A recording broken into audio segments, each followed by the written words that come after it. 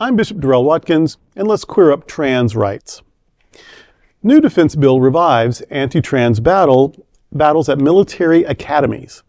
Congress is moving ahead with a massive new defense policy bill that would bar transgender women from competing in sports at U.S. military academies. The 3,086-page package authorizes a record $901 billion in defense spending for 2026, $8 billion more than President Trump requested.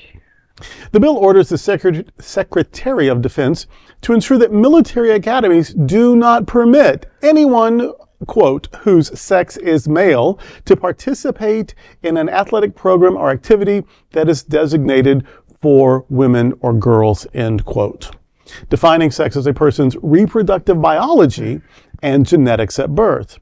The measure has already been negotiated by Republicans and Democrats and is headed for a White House vote, House of Representatives vote this week, leaving little room for changes.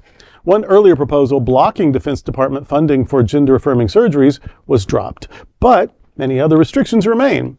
A House version approved in September stated, quote, no gender transition procedures, including surgery or medication, may be provided to a minor dependent child through an EFMP, Exceptional Family Member Program, end quote.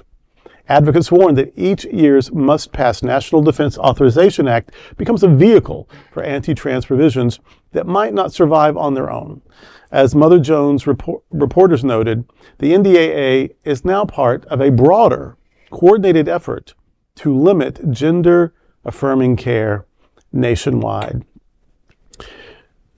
I don't want to be, do you remember Geraldo? Do you remember Ricky Lake, which had a show? Do you remember all this? I don't want to be these people. I don't want to be just wound up and say crazy things.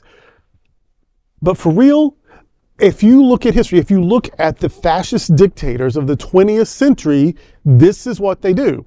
Now, if you say that, you're just completely, catastrophizing or whatever. No, you pick the most vulnerable group and you go after them relentlessly. You dehumanize them. You make their lives even more miserable than they would be otherwise. That's the game plan. How are we not seeing this? How is that we're not all screaming that this is, we're talking about barely over 1% of the population. And not everybody gets treatment.